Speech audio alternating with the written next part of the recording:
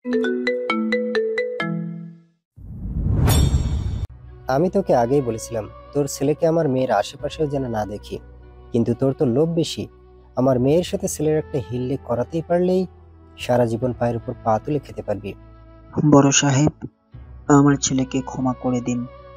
আমি বুঝতে পারিনি ও এমনটা করে বসবে।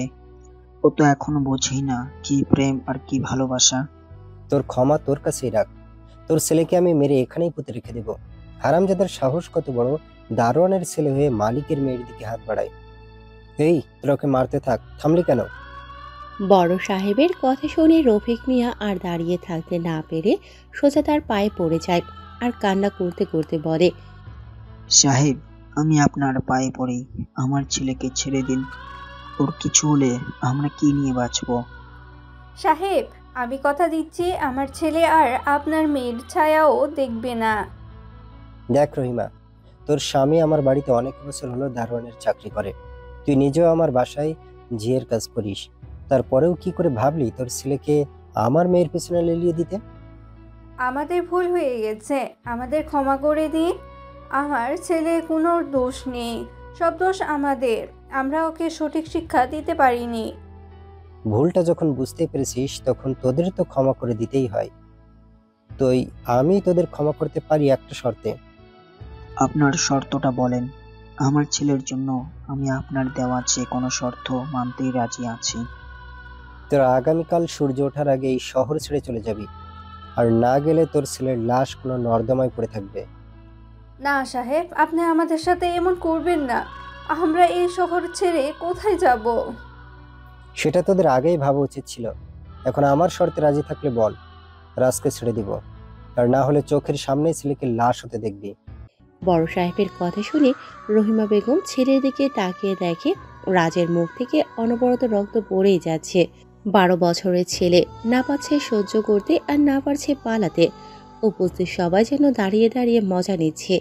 এদিকে নীলাকে রুমে আটকে রেখেছে ওর বাবা, সেও রাজের জন্য কান্না করছে। রফিক সাহেব ছেলের কষ্ট দেখতে না পেরে বলে, সাহেব, আমরা আপনার শর্তে রাজি।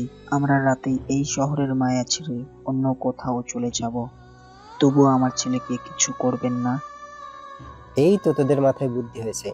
এই তোর ওই ছোট লোকের বাচ্চাকে ছেড়ে দে। আর রফিক, তোকে একটা কথা বলি শোন। হ্যাঁ সাহেব।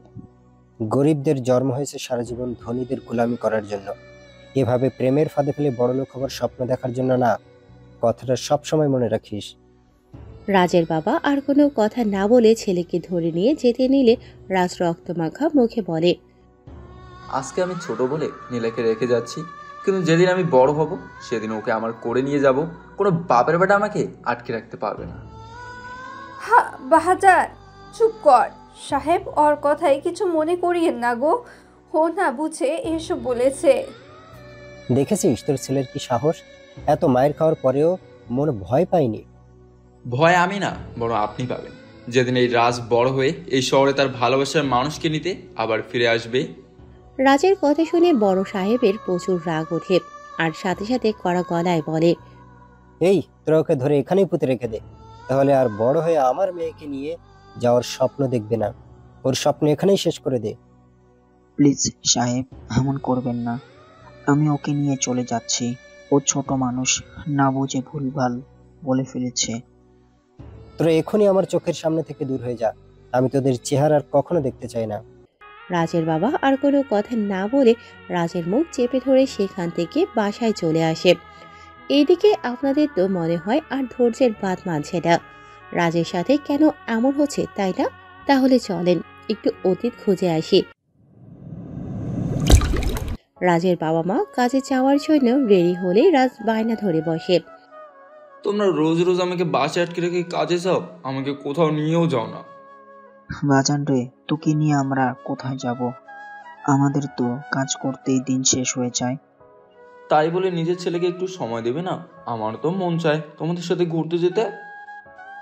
বয়স অল্প হলেও কথার বেলায় বড়। হেই, তোকে বলছি না রেডি হয়ে স্কুলে যেতে?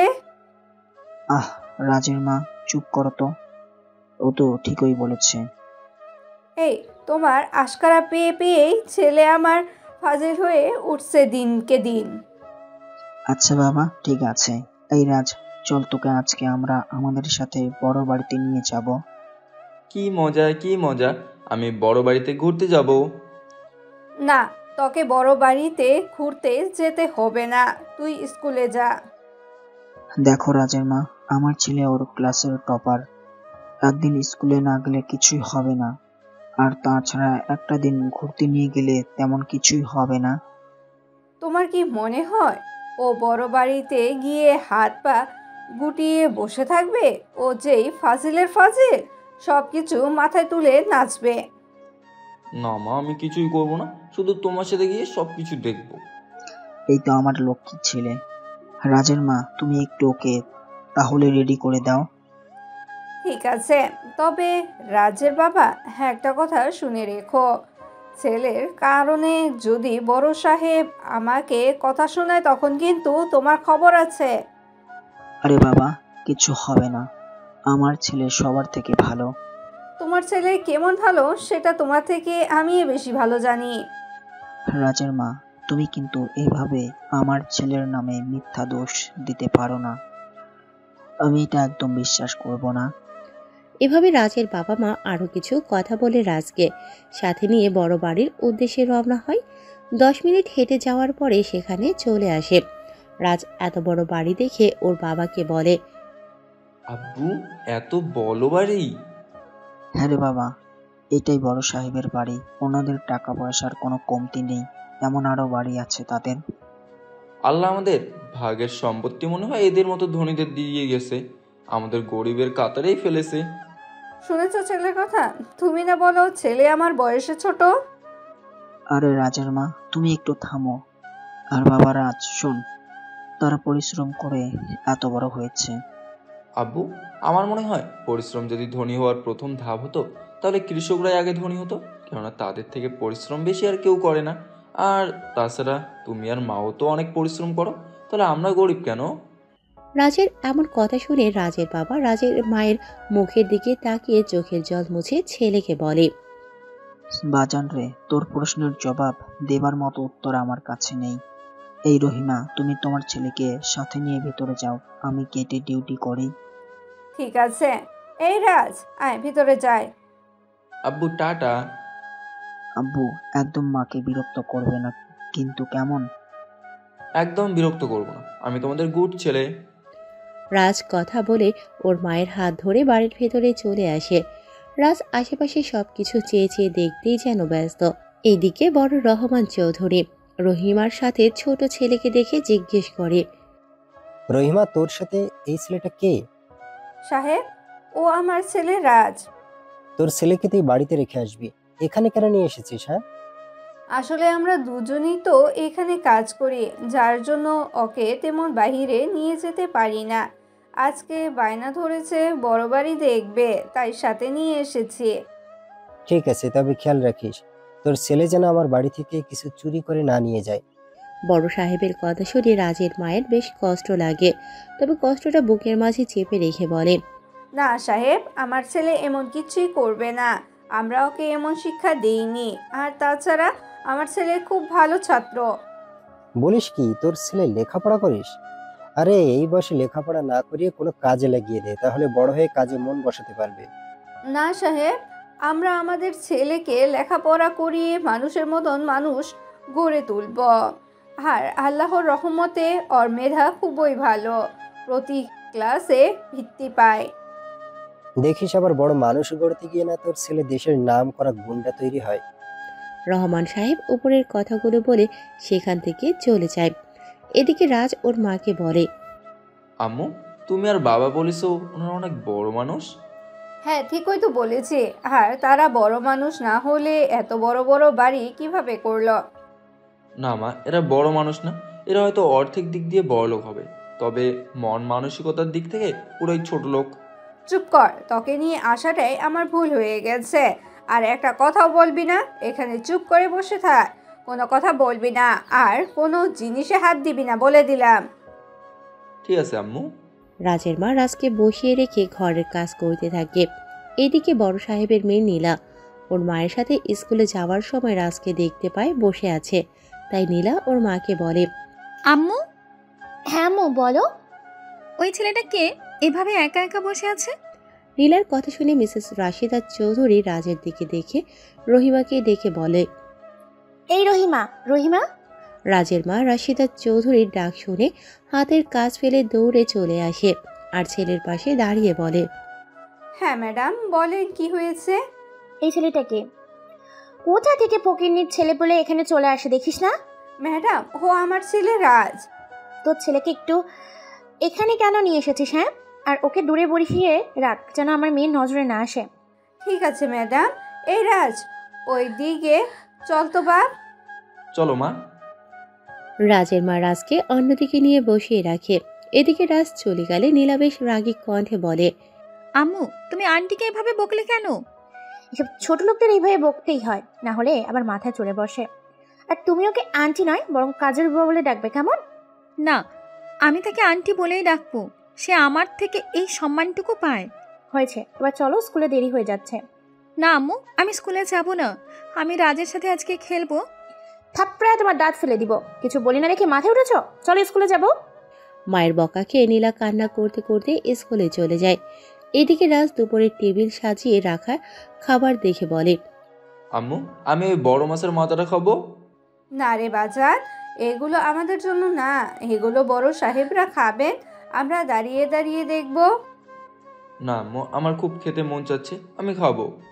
রাজের সাথে ওর মা কথায় পেরে না উঠে ঠাস করে একটা থাপ্পড় দিয়ে জোর গলায় চিল্লিয়ে বলে, বলেছি না এসব আমাদের জন্য না, তুই তোর বাবার কাছে গিয়ে বসে থাক, যা এখান থেকে। রাজ কান্না করতে করতে ওর বাবার কাছে চলে আসে। রফিক সাহেব ঠিক বুঝতে পারে রাজ যে কোনো একটা ঝামেলা করেছে বলেই ওর মা ওকে মেরেছে, না হলে রহিমা বেগম ছেলের গায়ে হাত তোলার মানুষ না। রফিক সাহেব ছেলের চোখের জল মুছে দিয়ে বলে, কি হয়েছে বাজান? আমার আব্বাজান এইভাবে কাঁদছে কেন? আম্মু আমাকে মেরেছে, আমি আম্মুর সাথে কথা বলবো না। আচ্ছা বাবা, আমি তোমার আম্মুকে বকে দেব, এবার চুপ করো। না, এভাবে বললে হবে না। তুমি আম্মুকে নানু বাড়ি রেখে আসবে, সে আমাকে কেন মারবে? ছেলের এমন কথা শুনে রফিক সাহেব হাসবে না কাঁদবে সেটাই যেন বুঝতেছে না। উপস্থিত সবাই ও বাবা ছেলের এমন কথা শুনে হাসতেছে, তবে সবাই রাজকে অনেক আদর করছে। বিকেলে কাজ শেষে বাড়িতে আসার সময় রহিমা, তুমি আমার ছেলেকে মেরেছো কেন? দেখছো ওর গালটা লাল হয়ে আছে। মারবো না আবার, আমার তো উচিত ছিল ছেলেকে না মেরে তোমাকে মারা। আরে বাবা, আজকে মা ছেলে এত রেগে আছো কেন? হয়েছেটা কি বলবে তো নাকি? কি হয়েছে? আমি বারবার বললাম রাজকে সাথে নিয়ে না আসতে, বড় সাহেব ম্যাডাম কতগুলো কথা শোনালো। সেটা না হয় বুঝলাম, তুমি ওকে মারলে কেন?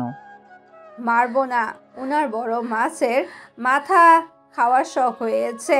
তুমি জানো না, টেবিলে সাজিয়ে রাখা খাবার আমাদের শুধু নসিব হয়, দেখার খাবার না।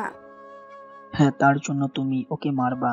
আচ্ছা বাবা, আমি তোমার জন্য বাজার থেকে মাছ নিয়ে আসবো, তোমার আম্মু সুন্দর করে রেঁধে দিবে, তুমি খাবে। না, আমি খাবো না। তুমি আম্মুকে নানি বাড়িতে রেখে আছো।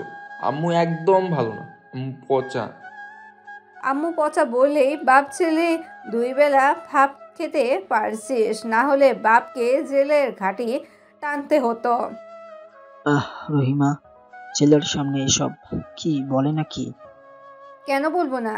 সেদিন তোমার হাত ধরে বেরিয়ে আসার কারণেই আজকে আমার এই দিন দেখতে হচ্ছে। দেখো রহিমা, আমি অস্বীকার করছি না সেটা, তবে তুমি এইসব ছেলের সামনে বলিও না প্লিজ। চলো, তোমাকে ভালোবেসে আজ জীবনটা তেজপাতা হয়ে গেছে। কেউ সোমবারে ব্যবহার করে, আবার কেউ কাশি থামানোর জন্য বিড়ি বানিয়ে টানে।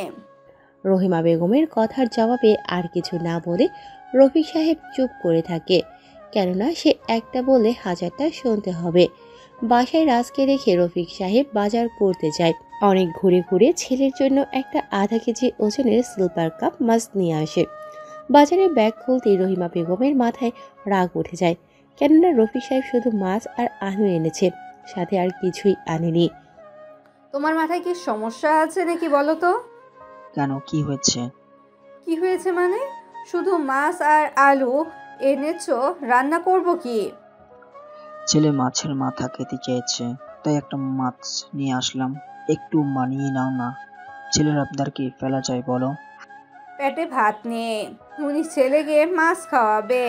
আমি বুঝি না তোমার আক্কেল কবে হবে। রহিমা, আমি তোমার কষ্টটা বুঝি। বাপের বাড়ি ছেড়ে একা পড়ে আমার মতো দারোয়ানের ঘরে এসেছো, এটা কি কম নাকি? সেটাই মনে হয় আমার কাছে সবচেয়ে বড় ভুল ছিল। এখন এই সব ভুলের হিসেব করে লাভ নেই। তুই গিয়ে মাছটা রান্না করো, ছেলে আমার মজা করে খাবে। বাবা, ছেলেকে আজকে আমি এই মাছ খাইয়ে রাখবো। ঘরে এক মুঠো চাল নেই। রাজের মায়ের কথার জবাব না দিয়ে রফিক সাহেব সেখান থেকে চলে যায়। আসলে বাবারা এমনই হয়, হাজার কষ্টের মাঝেও ছেলে মেয়ের চাহিদা পূরণ করার শত চেষ্টা করে।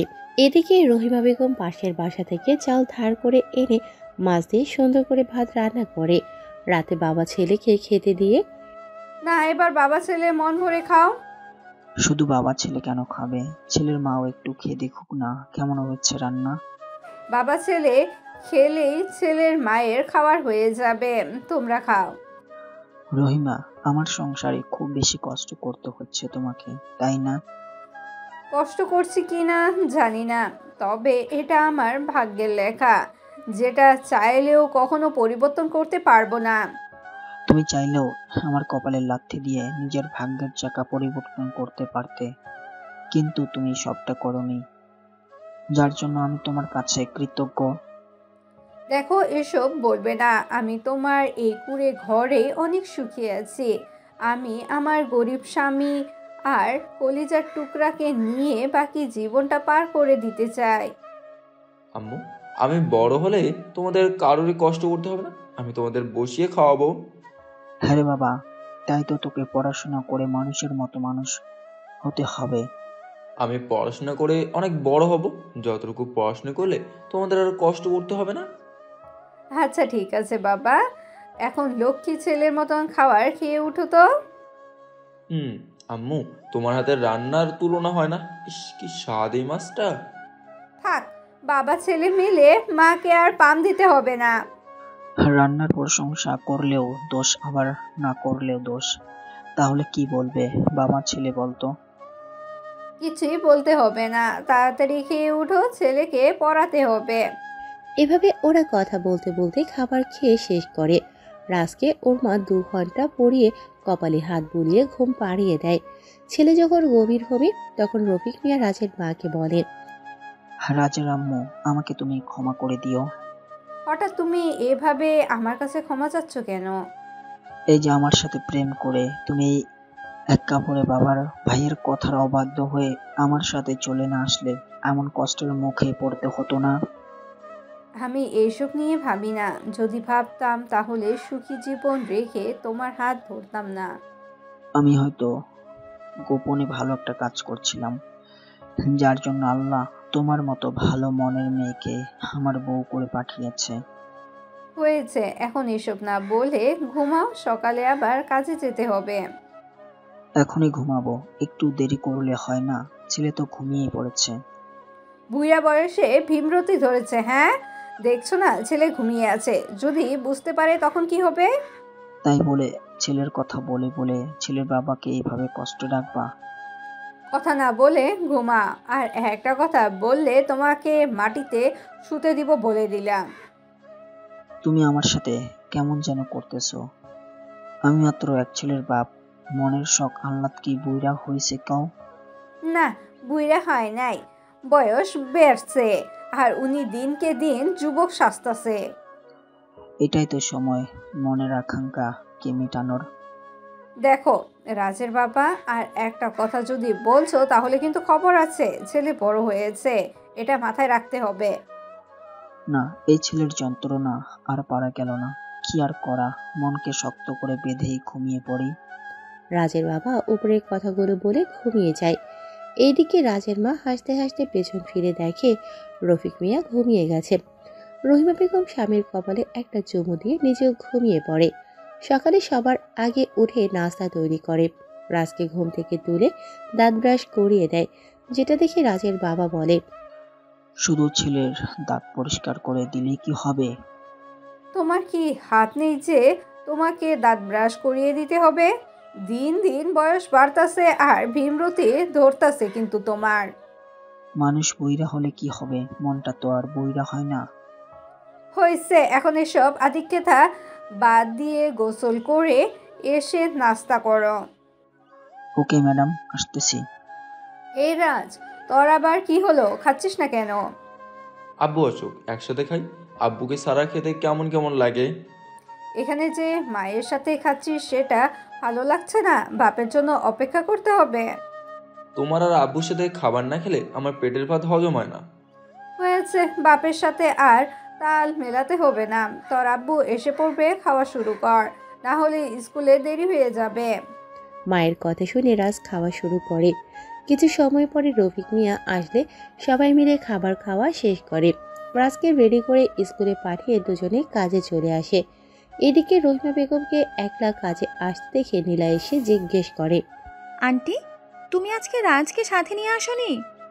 না রে মা, রাজকে স্কুলে পাঠিয়েছি আর এখানে এসে শুধু দুষ্টামি করে। কই, রাজ তো দুষ্টুমি করে না, আব্বু আম্মু শুধু শুধু বকেছে।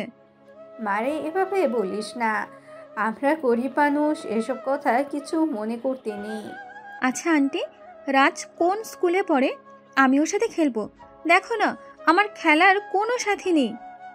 না রে মা, এটা ভুলেও করিস না। তোকে যদি বড় সাহেব রাজের সাথে দেখে তাহলে খারাপ হয়ে যাবে। কিচ্ছু হবে না, আমি আছি না তোমার ছেলের পক্ষে। এভাবে নীলা আর রহিমাকে কথা বলতে দেখে রাশিদা চৌধুরী কাছে এসে বলে, কি রে রহিমা, কাজ বাদ দিয়ে আমার মেয়েকে কি কান পড়া দিচ্ছিস? তোর ভাবসাব দেখে তো খুব একটা ভালো ঠেকছে না। আরে না ম্যাডাম, নীলা মামুনি আমি কি করতেছি তাই জিজ্ঞাসা করলো, সেটাই বলছি আর কি। ঠিক আছে, এখন কাজ কর। এই নীলা, চলো, তোমার স্কুলে দেরি হয়ে যাচ্ছে। আম্মু, চলো তাড়াতাড়ি যাওয়া যাক।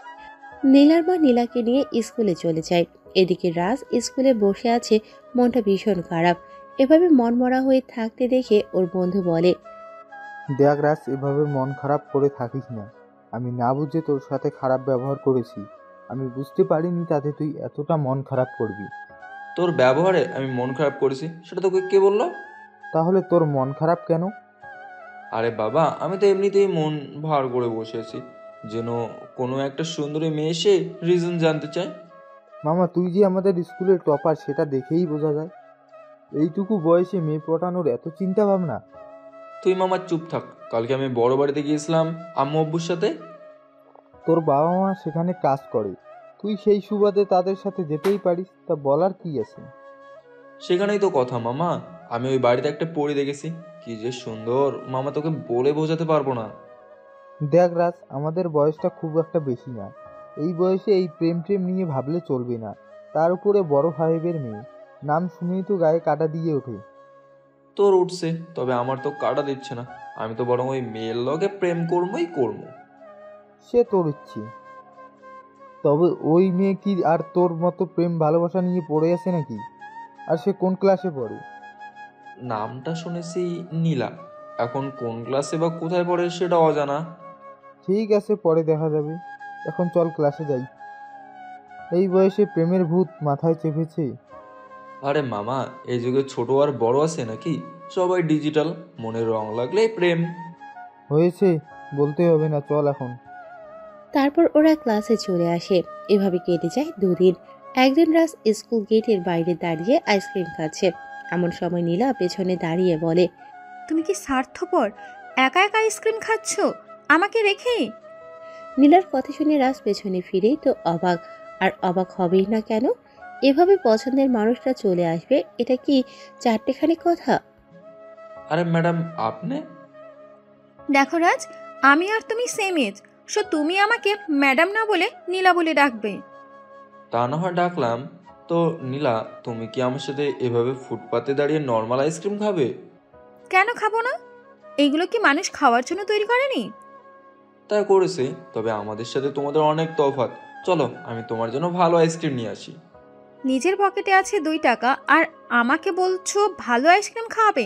চলো, আমি এটাই খাবো। তোমার যদি পেট খারাপ হয় তখন কি করবে? আর তোমার বাবা মা যদি জানতে পারে আমার কথা, তাহলে তো হলোই। আরে তোর এসব বলিও না তো। আমি আর তুমি আজ থেকে বন্ধু, তাই তুমি যা খাবে আমিও খাবো। আচ্ছা ঠিক আছে, তাহলে এই নাও, মন ভরে খাও। Thank you mister Raj. You are most welcome Neela Chowdhury. এভাবে ওরা আরো আনন্দ করে। নীলা রাজকে ওর সম্পর্কে সবকিছুই বলে এবং রাজও নীলাকে সবকিছু বলে। সময়ের সাথে সাথে ওদের মাঝে ভালো সম্পর্ক গড়ে ওঠে। প্রথম প্রথম যদিও নীলার বাবা মা নীলাকে রাজের সাথে দেখে তেমন রিয়্যাক্ট করেনি, তবে ধীরে ধীরে রাজ আর নীলার মাঝে গভীর সম্পর্কের সৃষ্টি হচ্ছিল। সেটা নীলার বাবা মানতে নারাজ। তিনি ৫-৬ মাস অপেক্ষা করছেন রফিক মিয়া যেন তার ছেলেকে বোঝায়, তবে কাজ হয়নি। একদিন রহমান সাহেব রফিক মিয়াকে ডেকে বলে, রফিক, আমি কিন্তু আগেই বলেছি তোর ছেলেকে বারণ কর যেন আমার মেয়ের পিছনে না পড়ে। সাহেব, আমি তো ওকে বারণ করেছি, তারপরে কি নীলা মামুনের সাথে মিশেছে? শোন রফিক, তুই তোর ছেলেকে বুঝিয়েছিস কি বুঝাসনি আমি কিন্তু সেটা দেখব না। আমি যেদিন ধরবো সেদিন কিন্তু তোর ছেলেকে দুনিয়া ছাড়া করে ছাড়বো, কথাটা মনে রাখিস। সময় থাকতে বল ছেলেকে ব্রাহ্মণ হয়ে চাঁদের প্রাণে হাত না বাড়াতে। ঠিক আছে সাহেব, আমি আজকেই ওকে আচ্ছা করে বলে দিব, আপনি কোনো চিন্তা করিয়েন না। আমি তো চিন্তা করতে চাই না, তবে তোদের মতো ফকিন্নিদের যন্ত্রণায় চিন্তা করেও পারি না। রহমান সাহেব ওপরের কথাগুলো বলে সেখান থেকে চলে যায়। এদিকে নীলা রাজের হাত ধরে স্কুল থেকে ফিরে আসে ওর মা স্কুলে যাওয়ার আগেই। নীলা, তুমি এখান থেকে তাড়াতাড়ি বাসায় চলে যাও, নাহলে তোমার পরিবারের কেউ তোমাকে আমার সাথে দেখলে খবর খারাপ করছে আরবে। আমি বুঝি না তুমি এত ভয় কেন পাও। আমি মেয়ে হয়ে ভয় করি না, আর তুমি ছেলে হয়ে ভয় পাচ্ছ। তোমার তো আর ভয় নেই, ভয় তো আমাকেই পেতে হবে, কেননা আমি গরিবের ছেলে। চুপ করে চলে তো, কেউ দেখে ফেললে না হয় আমাদের বিয়ে দিয়ে দেবে, তার থেকে বেশি কিছু তো আর হবে না। 11-12 বছরের অধিকারী আমরা দুজন, আর তুমি বলছো আমাদের বিয়ে দিয়ে দিবে? হ্যাঁ, বিয়েই তো দেবে, আর কিসের চিন্তা, আমরা তো একে অপরকে ভালোই বাসি। বিয়ে দিবে না, পিঠের উপরে ছালা বেঁধে পিটুনি দিবে আল্লাহ জানে। এখন তুমি যাও প্লিজ। দূর, ভালো লাগে না, আমি তোমার সাথে একটু থাকতে চাই, তুমি সেটা হতেই দাও না। নীলা উপরের কথাগুলো বলে রাগ দেখিয়ে বাসায় চলে যায়। এদিকে রাজ রাতে ওর বাবা মায়ের সাথে খাবার খেতে বসলে ওর বাবা বলে, রাজ, আমি তোকে বলেছি না তুই নীলা মামুনের সাথে মিশছিস না? আব্বু, আমি তো ওর সাথে যাই না, নীলাই আমার সাথে আসে। বাবারে, এটা কেউ দেখবে না, সবাই তোর দোষটাই ধরে বসবে। প্লিজ বাবা, আমরা ওদের বাড়িতে কাজ করে খাই, বিষয়টা মাথায় রাখিস। রাজ, তোকে কিন্তু মেয়েদের সাথে ঘুরে বেড়ানোর জন্য স্কুলে পাঠাই না, পড়াশোনা করে মানুষের মতন মানুষ হওয়ার জন্য পাঠাই। আম্মু, তোমরা তো জানো আমি সব ক্লাসেই প্রথম হই। সে আমরা জানি বাবা, তুই বুঝিস না, নীলার সাথে তোর মেলামেশা করা বড় সাহেব পছন্দ করেন না। আজকে আমাকে বলে দিছে এরপর তোকে নীলার আশেপাশে দেখলে মেরে ফেলবে। বললেই হলো, আমি তার খাই না পড়ি যে সে আমাকে মারবে। আমি যদি নীলার সাথে প্রেম করে দোষ করি, তাহলে নীলাও তো আমার সাথে প্রেম করে দোষ করছে, মারতে হলে ওকেও মারতে হবে। দেখ রাজ, আমি তোর শরীরে কখনো হাত তুলিনি, আর তুলতেও চাই না। আমি চাই তুই ওর সঙ্গ ছেড়ে চল। আচ্ছা আব্বু, আমি এড়িয়ে চলবো, তবে নীলা আমার কাছে আসলে? ওই হারামজাদা, ও তোর কাছে আসলে তুই পাত্তা দিবি না, তাহলেই তো হলো। এমনভাবে বলতেছো যেন তোমরা দুজনেই প্রেমের উপরে পিএইচডি করছো। রাজ উপরের কথাটা বলে সেখান থেকে চলে যায়। এদিকে রাজের মা রেগে গিয়ে বলে, শুনলে তোমার ছেলে কি বলে গেল? এইটুকু বয়সে ও প্রেম ভালোবাসার কি বুঝে? ঠিকই বলেছে, বাবা মা প্রেমের উপরে একরকম পিএইচডি করে ফেলেছে, তখন সন্তানকে নতুন করে শেখানোর কি আছে?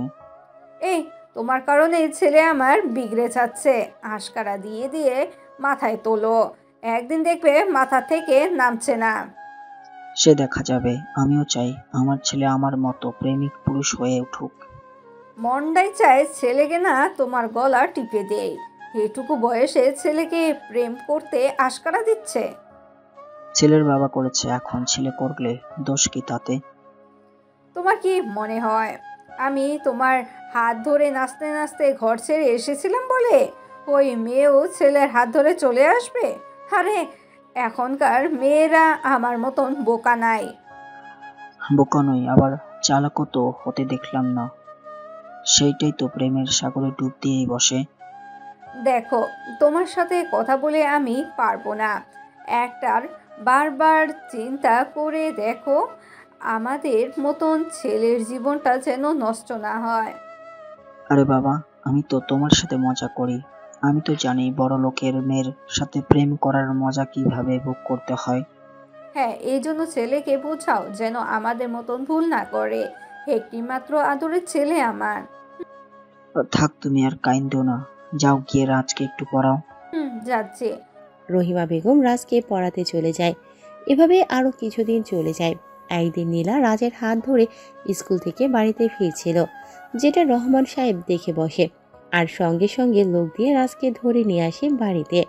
রাজকে ধরে নিয়ে এসে এলোপাথারিভাবে মারতে শুরু করে। তোর সাহস কত বড়! নাক টিপলে দুধ বের হয়, আইসোস আমার মেয়ের সাথে প্রেম করতে? ওই হারামজাদা, তোর কি জানে ভয় নাই? আমি এখন ছোট তো কি হয়েছে, একদিন তো বড় হব, সেদিন আমি নীলাকে বিয়ে করব। এখন ভালোবেসে নিজের পোষে রাখছি। এই, তোর এইভাবে দাঁড়িয়ে না থেকে ওর রোমিওগিরি বের করতো। সাহস কত বড় আমার মেয়ের দিকে হাত বাড়ায়! আব্বু, ওর কোনো দোষ নেই, সব দোষ আমার। আমি ওকে ভালোবেসেছি। মামনি, তুমি এই বয়সে ভালোবাসার কি বোঝা? যাও, রুমে যাও। আপু, তুমি ওকে ছেড়ে দাও। সবাই কিভাবে ওকে মারছে, ওর অনেক কষ্ট হচ্ছে। নীলার আম্মু, তুমি কি মেয়েকে রুমে নিয়ে যাবে নাকি আমি ব্যবস্থা নেব? কোনটা? না থাক, আমি মেয়েকে নিয়ে যাচ্ছি। এই নীলা, চলো রুমে যাই। না, আমি রাজকে ছেড়ে যাব না। ও যদি আমাকে ভালোবেসে অপরাধ করে থাকে, তাহলে তো আমিও সমান অপরাধী। মারতে হলে আমাকেও মারুক। নীলা, কথা না বলে চলো। দেখছো না তোমার আব্বু রেগে আছে? যা নয় তাই ঘটে যেতে পারে। রাশিদা বেগম ওপরের কথাগুলো বলে নীলাকে রুমে নিয়ে আটকে রাখে। এদিকে রাজের অবস্থা অনেক খারাপ। রাজের বাবা মা খবর পেয়ে দৌড়ে আসে, আর বাকি কাহিনী তো গল্পের শুরুতেই জেনেছেন। এবার তাহলে চলেন বাস্তব জীবনে ফিরে যাই। রফিক মিয়া বাসায় এসে সবকিছু গুছিয়ে নেয়। রহিমা বেগম প্রয়োজনীয় সবকিছু ব্যাগে ভরে নেয়। কত করে বলেছিলাম, এই বয়সে এসব প্রেম ভালোবাসা জড়িয়ে জীবনটা নষ্ট করিস না। বাপের আশকারা পেয়ে আজ এই অবস্থা। এখন কথা না বলে ছেলেকে একটু ট্রিটমেন্ট করে দাও, না হলে দেখছো মুখ থেকে কিভাবে রক্ত পড়তেছে। এখন কেন? আমি আগে বলেছিলাম ছেলেকে মানা করো। আমারও কথা তো শুনোই না। হিসেবে ছেলের পরিবর্তে তোমাকে মারা উচিত ছিল। আম্মু, তোমরা কি শুরু করলে? আমি কি বলেছি আমার কষ্ট হচ্ছে? আমি তো আমার প্রেমের পরীক্ষা দিয়েছি মাত্র। শ্বশুর আমাকে একটু আশীর্বাদ দিয়েছে, এই আর কি। হারামজাদা, বলে কি হই তোর এত মায়ের খেয়ে কি হাউস মেটে নেই? আবার এসব বলতেছিস? আম্মু, নীলার বাবা আমাকে মেরে মেরে নাজেহাল বানালো। নীলাকে আমি বলতেছি না? তোর জন্য আমাদের দ্বিতীয়বারের মতন ঘর ছাড়া হতে হচ্ছে। এই কষ্টটা রাখবো কোথায়? তোমাদের নিজেদের ভুল একবার ঘর ছাড়া হয়েছো, এবার ছেলের জন্য ঘর ছাড়া হও, সমস্যা নেই তো। রাজ, চুপ কর। এমনিতেই তোর মা যে রেগে আছে, তাতে করে তোর আগেই আমাকে ধরে কিছু বসাবে। এভাবে ওদের মাঝে আরো অনেক কথা হয়। রহিমা বেগম আর রাগ করে না থেকে রাজের মুখ সহ রক্ত লেগে থাকা সকল জায়গা পরিষ্কার করে ঔষধ লাগিয়ে দেয়। রাতেই সবকিছু নিয়ে বাড়ি থেকে বেরিয়ে যায়। বাসের জন্য অপেক্ষা করতেছে টিকিট কেটে। আব্বু, আমার না গেলে হয় না? আমাকে না দেখে নীলা আবার কি করে থাকবে? এটুকু মেয়েকে এভাবে কষ্ট দেওয়া আমার কি উচিত হবে? চুপ, এই কথা বলিস না। তোর আম্মু শুনতে পেলে তোকে একদম চিবিয়ে খেয়ে ফেলবে। আব্বু, তুমি চিন্তা করে দেখো না, আমি নীলাকে এত ভালোবাসি, সেটা জানার পরেও তোমরা আমাকে ওর থেকে ছিনিয়ে নিয়ে যাচ্ছ। এটা কি ভালো কাজ? তোকে ওর কাছ থেকে দূরে নিয়ে যাচ্ছি দেখে বেঁচে থাকতে পারবি। দেখছিস না ওর বাপের দেওয়া আঘাত এখনো তোর শরীরে। সেটা তো আছেই, তবে নীলার জন্য আমার খুব কষ্ট হচ্ছে। এই দেখো, আমার বুকের বাম পাশটা কেমন লাফালাফি করতেছে। রাজ ওর বাপের হাত বুকের সাথে লাগিয়ে দেখায়। এদিকে ছেলের এমন কাণ্ড দেখে রহিমা বেগম বলে, রাজার আব্বু, ছেলেকে আমার হয়েছে একদম তোমার মতন।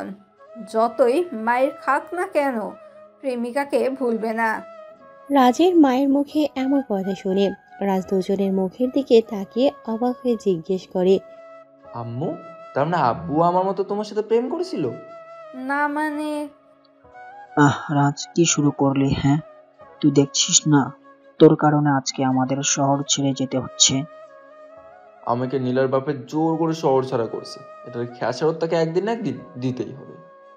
এখন একটু চুপ থাক, বাস এসে গেছে, চল চিটে গিয়ে বসি। এই রহিমা, চলো। চলো। রাজ, ওই ব্যাগটা নিয়ে নাও তো। হ্যাঁ আম্মু, নিচ্ছি। তারপর ওরা বাসে উঠে সিটে গিয়ে বসে। এদিকে নীলাকে বারবার খেতে বলা সত্ত্বেও কিছুই খাচ্ছে না সে, যেটা দেখে খুব রাগ হয় রহমান সাহেবের। রাশিদা, তোমার মেয়েকে বুঝাও, ওই ছেলের মায়া ছাড়তে না পারলে খুব খারাপ হবে। আব্বু, তুমি রাজকে আমার বুক থেকে কেড়ে নিয়েছো, এর থেকে খারাপের আর কি বা হতে পারে? এই পিচ্ছি, তোমার বয়স কত? হ্যাঁ, এই বয়সে আমার ভালো মন্দ কিছুই বুঝে উঠতে পারতাম না, আর তুমি প্রেমের সাগরে সাঁতার কাটছো। আব্বু, তোমাদের সময় ছিল অ্যানালগ, আর আমাদের সময় হলো ডিজিটাল, তাই তো আমরা একটু আপডেট। দেখেছো রাশিদা, তোমার মেয়ে আমার মুখে মুখে তর্ক করতেছে। নীলা, চুপ করে খেয়ে ওঠো তো। না, আমি কিছুই খাবো না। তোমরা কি বলতে পারবে আমার রাজ খেয়েছে কিনা? বারবার কি রাজ করছো? এই বয়সে তুমি প্রেমের মানে বোঝো? কয়েকদিন পরেই তোমার আবেগ হারিয়ে যাবে। না আম্মু, আমার এই আবেগ কখনোই হারাবে না। আমি যতদিন বাঁচবো দূর থেকে হলেও রাজকেই ভালোবেসে যাব। এই বুকে ও ছাড়া কেউ জায়গা করতে পারবে না। নীলা উপরের কথাগুলো বলে খাবার টেবিল ছেড়ে চলে যায়।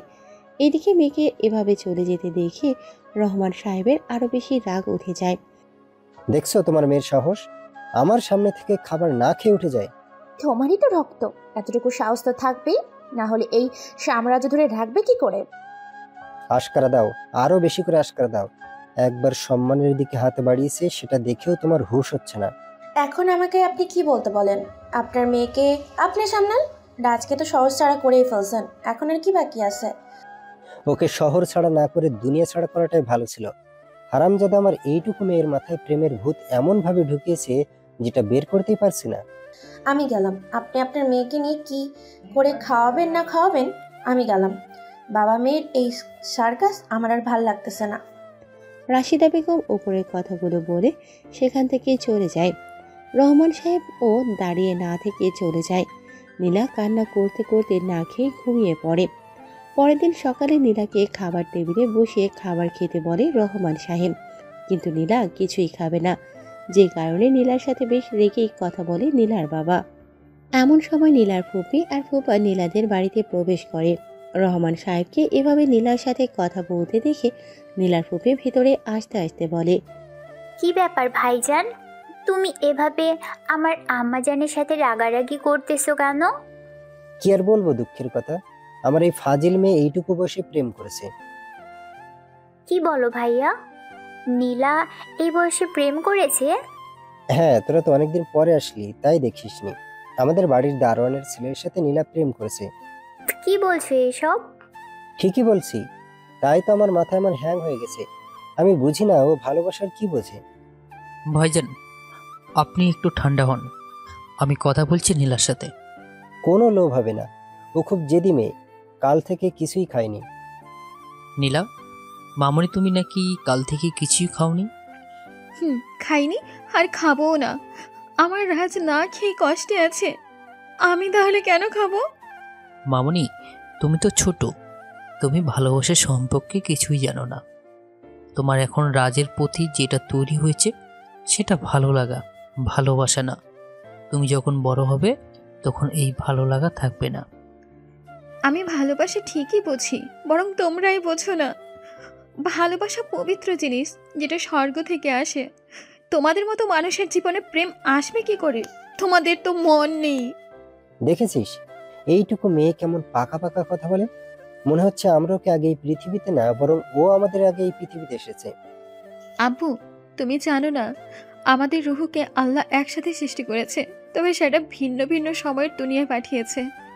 দেখো মা, এটা তোমার বাল্য বয়স, তোমার এখন এইসব আবেগ নিয়ে পড়ে থাকলে চলবে না।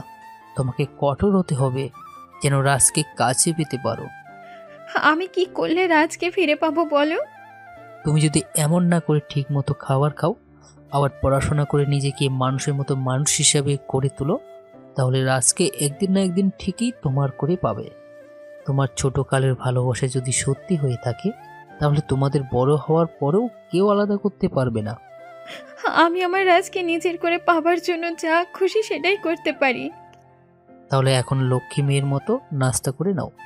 তোমাকে ভালোবাসার যুদ্ধে জয় হতে হলে শক্তিশালী হতে হবে। তুমি বলেছো বলেই আমি খাচ্ছি, তবে আমি কিন্তু রাজকে কখনো ভুলবো না। আচ্ছা মামনি, ঠিক আছে, তুমি খেয়ে নাও। আমি রাজকে তোমার কাছে ফিরিয়ে দিব, যদি তুমি নিজেকে মানুষের মতো করে মানুষ তৈরি করতে পারো। ঠিক আছে। রাজ বলেছে ও আমাকে ডাক্তার বানাবে, আমিও ওর জন্য ডাক্তার হব। সে তো অনেক ভালো কথা, তুমি চেষ্টা করলে অবশ্যই ডাক্তার হতে পারবে। চেষ্টা না, আমাকে ডাক্তার হতেই হবে। রাজের জন্য আমি সব করতে রাজি আছি। নীলা উপরে কথাগুলো বলে খাবার শেষ করে রুমে চলে যায়। এদিকে রহমান সাহেব রাগে কণ্ঠে বলে, ফরিদ, তুমি নীলাকে এটা কি বললে? তুমি জানো না ও কেমন জেদি মেয়ে? ও যা বলে তা করেই ছাড়ে। আরে ভাইজান, বুঝতেছেন না কেন? ও যদি নিজেকে ডাক্তার তৈরি করতে পারে, তখন দেখবেন রাজের কথা ভুলে যাবে। এই পিচ্চিকালের ভালোবাসার কথা মনে থাকবে না। হ্যাঁ, ঠিকই বলেছে। রাজের আশা থেকেই তাই না খেয়ে থাকবে না। আর এমন তো না যে রাজকে চাইলেই খুঁজে পাবে। ওকে তো তুমি এই শহর থেকে তাড়িয়েই দিয়েছো। সেটাও ঠিক, তবে এইসব ফকিরের বাচ্চাদের কোনো গ্যারান্টি নেই, যে কোনো সময় সে হাজির হতে পারে। তুমি কি ওকে শুধু কথা বলেই পেট ভরাবে, নাকি খাওয়ার জন্য বলবে? আরে ওরা মাত্র আসলে, একটু রেস্ট করুক, তারপরে তুমি সবাইকে খেতে দিও। ভাইয়া, আমরা আসলে এসেছি নীলার খবরটা জানতে পেরেই। এসেছিস, ভালো করেছিস। এমনিতেই তোরা তেমন একটা আসিস না বললেই চলে। আসতে তো চাই, তবে আশা হয়ে ওঠে না। আজকে না এসে আর পারলামই না। তা আপা, তোমার সেই নন শেষের কি অবস্থা? তা কি কোনো খবর বার্তা পেয়েছো? না ভাবি, তাদের খবর আমরা কেউ জানি না। সেই যে 10 বছর আগে বাড়ি থেকে আমাদের সবার কথা অবাধ্য হয়ে প্রেমিকের হাত ধরে বেরিয়ে গেছে, তারপরে আর ফিরে আসেনি। আল্লাহ জানে বেঁচে আছে না মরে গেছে। তা তোমরা কোনোভাবে খোঁজার চেষ্টা করো নাই? কি বলেন ভাইজান? খুঁজি না মানে?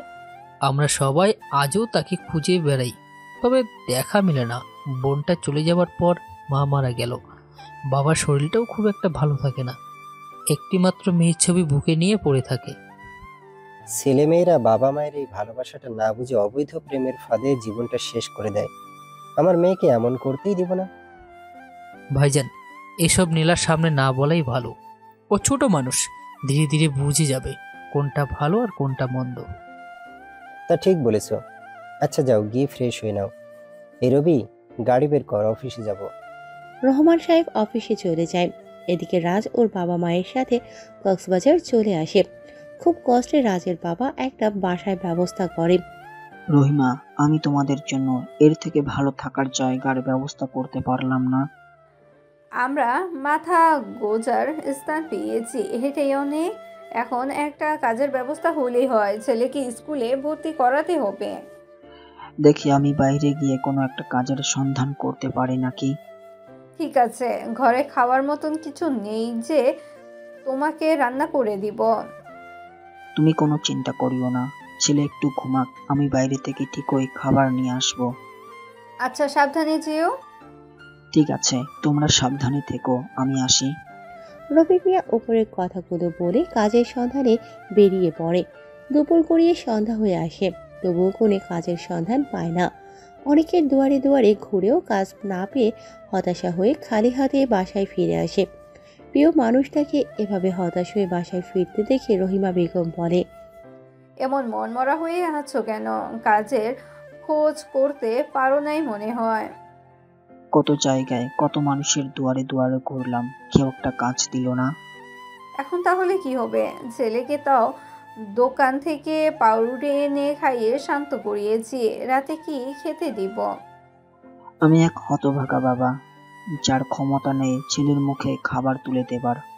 ভেঙে পড়ো না, আমিও কালকে তোমার সাথে একটা কাজের খোঁজে নামবো। যদি পেয়ে যাই তাহলে ভালোই হবে।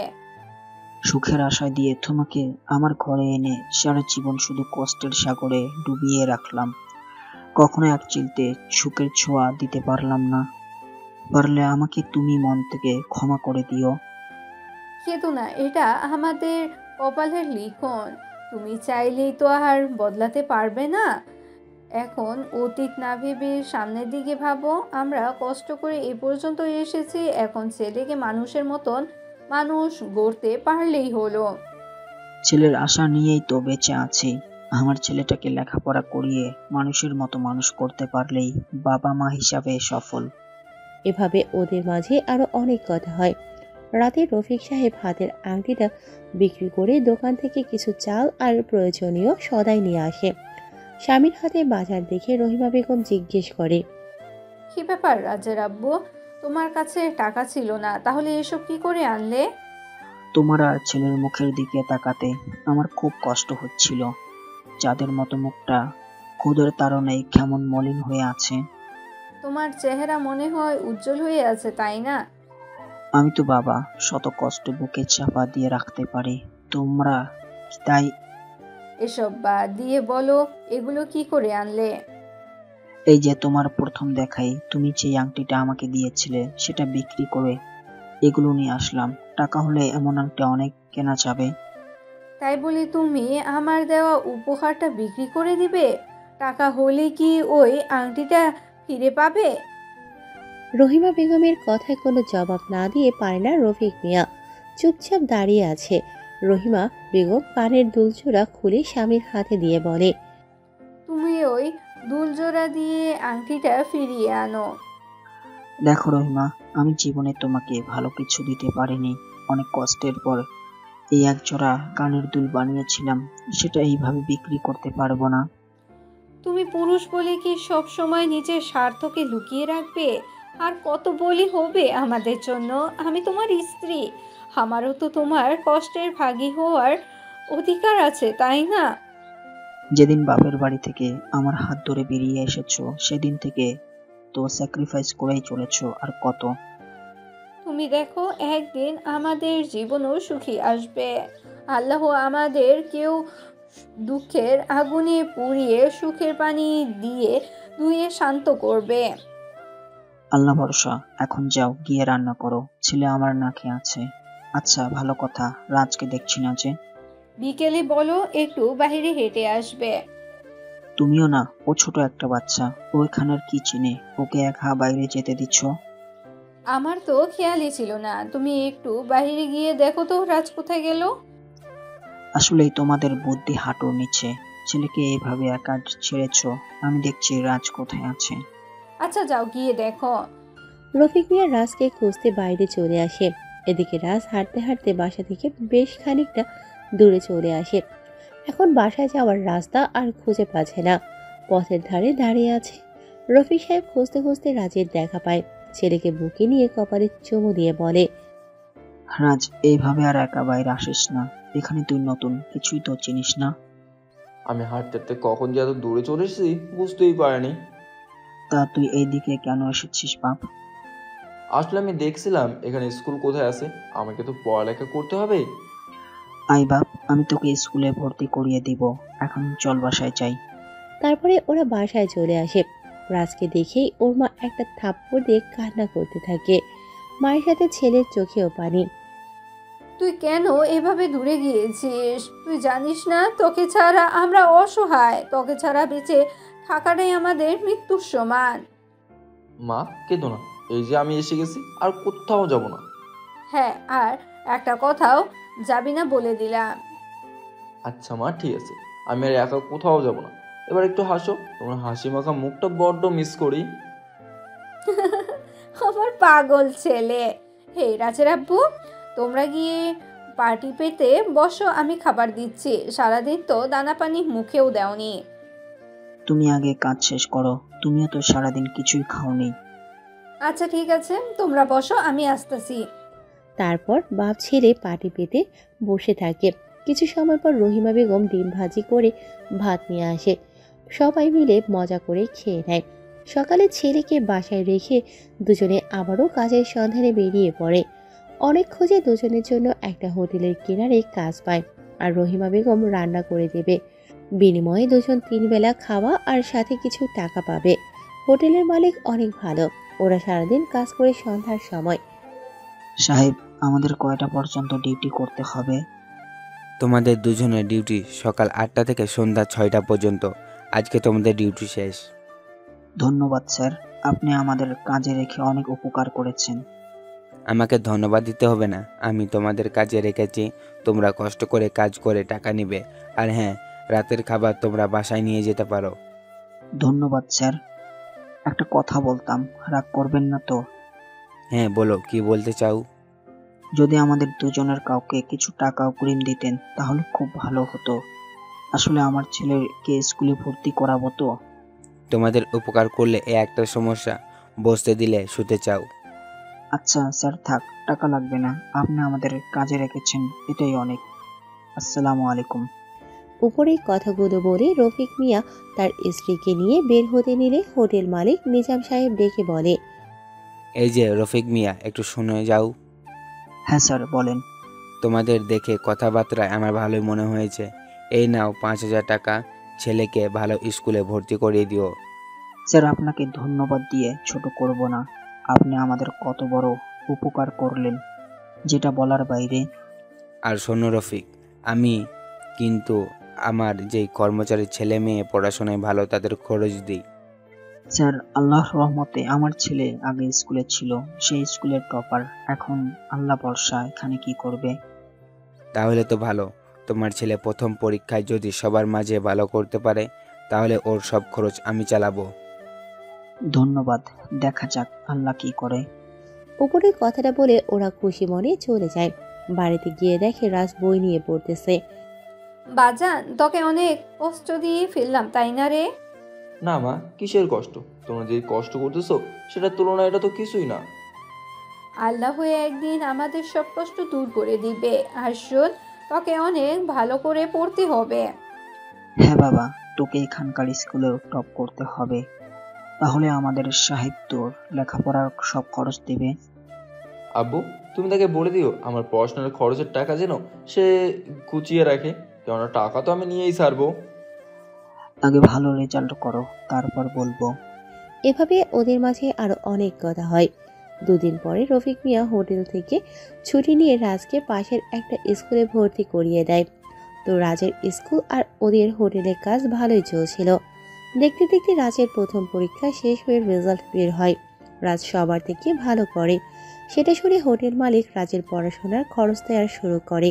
এদিকে নীলয় বাইরে মন খারাপ করে বসে আছে। হঠাৎ নীলাকে দেখতে পেয়ে কাছে গিয়ে বলে, নীলা, তুমি কি জানো আমার বন্ধু রাজ কোথায়?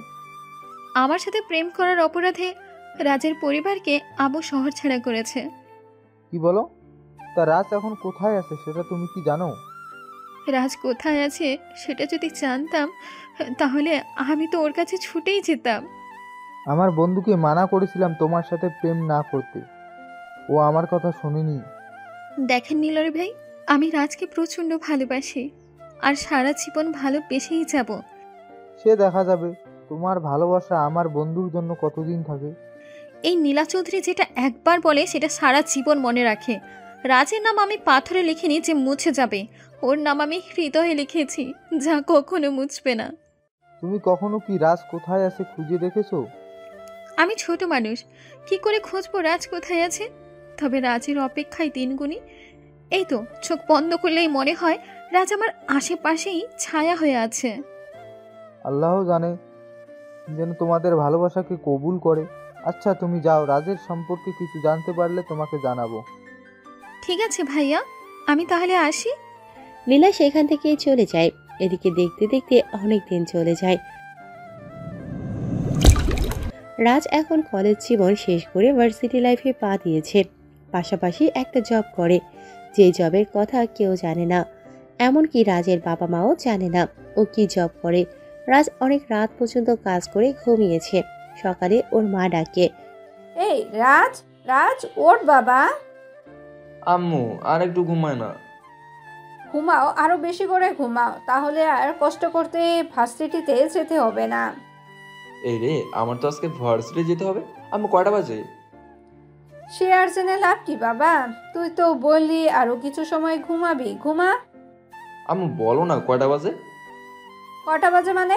হারামজাদা, ঘড়ির দিকে তাকিয়ে দেখ, 9টা 20 বাজে। এই রে, 10টায় ক্লাস। আম্মু আরে আগে ডাকুনি কেন? এই তোদের একটা কমন ডায়লগ, আরো আগে ডাকুনি কেন, অথচ সকাল থেকে 7বার ডাকা হয়ে গেছে।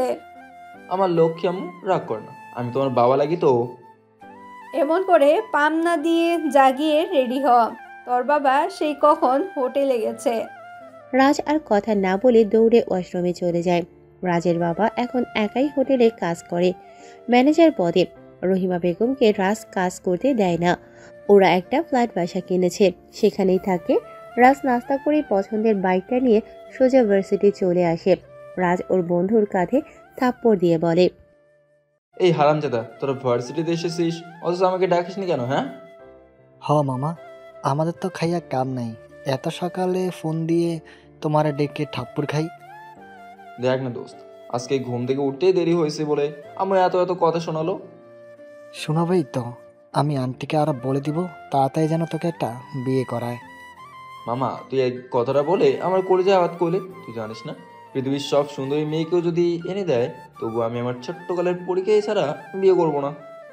তোর মুখে শুধু এই পরীর গল্প শুনি, তোর মতো কি সে তোর নাম মনে রেখেছে?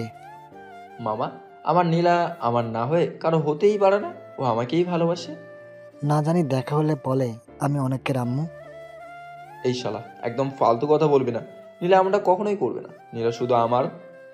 কি হয়েছে মামা, আর মারিস না, চল ক্লাসে যাই, দেখা যাবে নীলা তোকে কেমন মনে রেখেছে।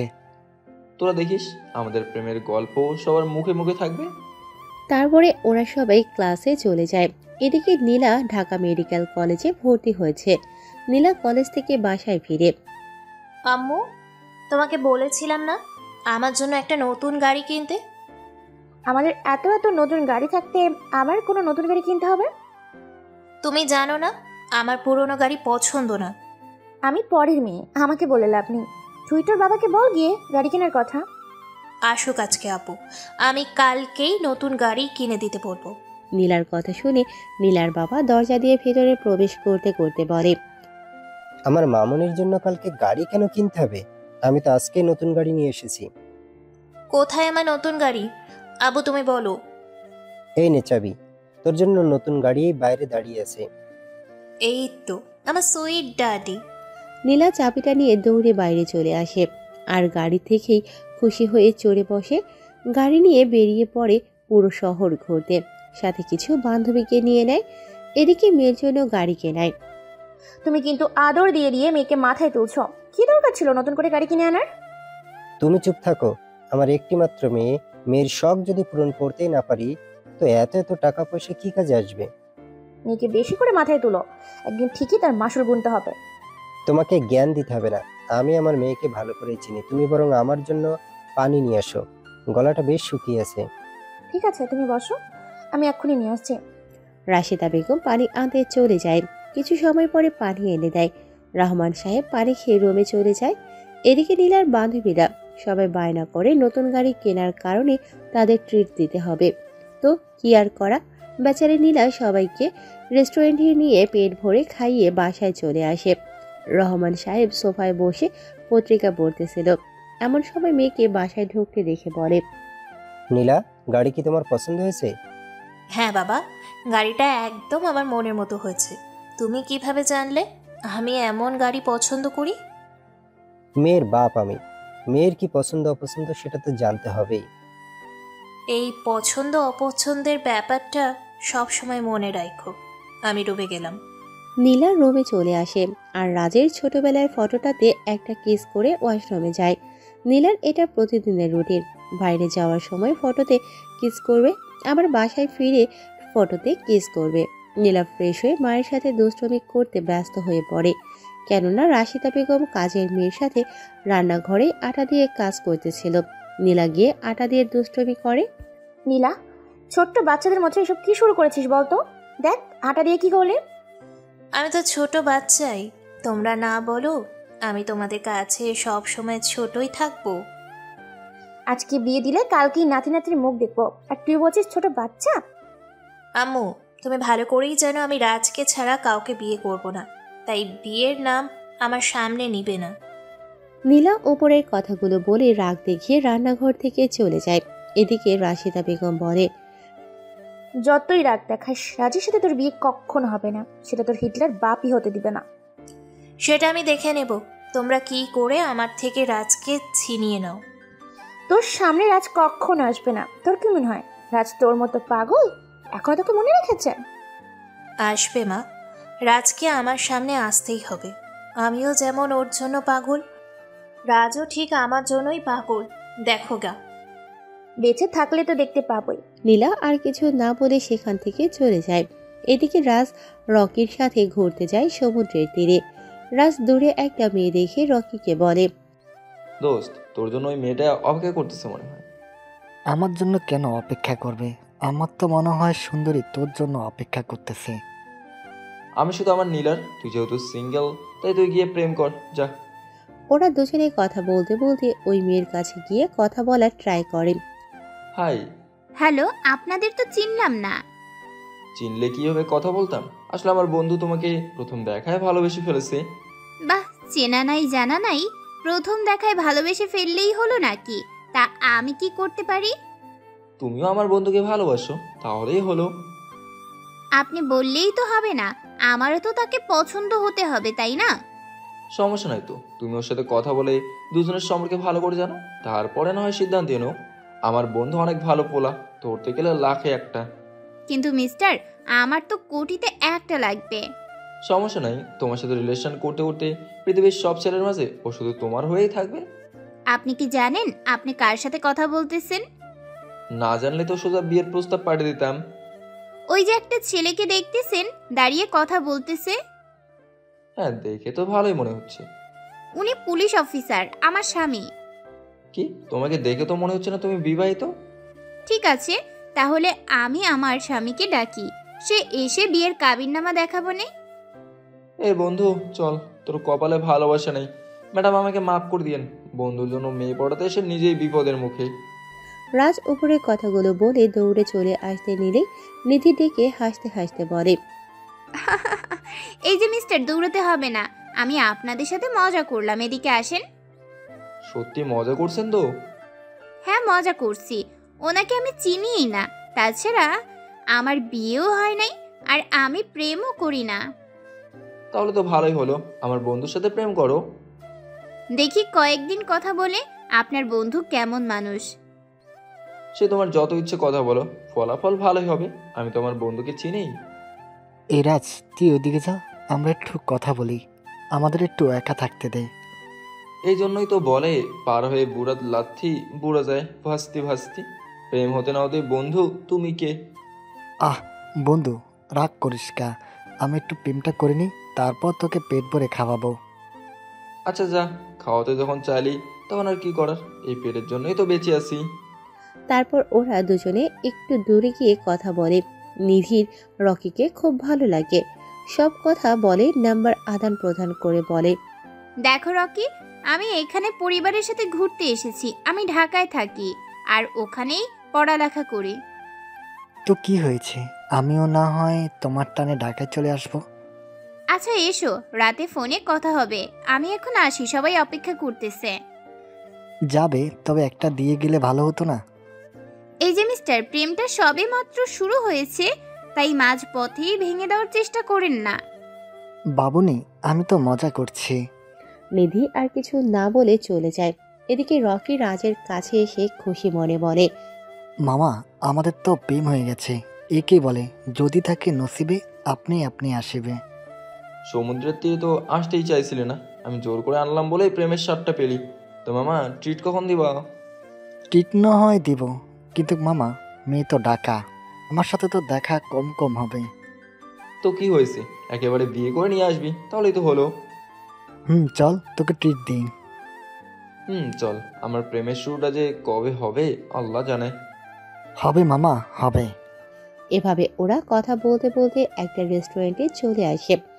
খাবার খেয়ে আবার যার যার বাসায় চলে যায়। রাজ বাসায় আসার পরে ওর মা বলে, রাজ, তোর বাবার কাছে একটু যা তো, আজকে নাকি হোটেলে তেমন লোক নাই। সেটা তুমি আগে কেন বলো না? তাহলে আমি আগেই চলে যেতাম।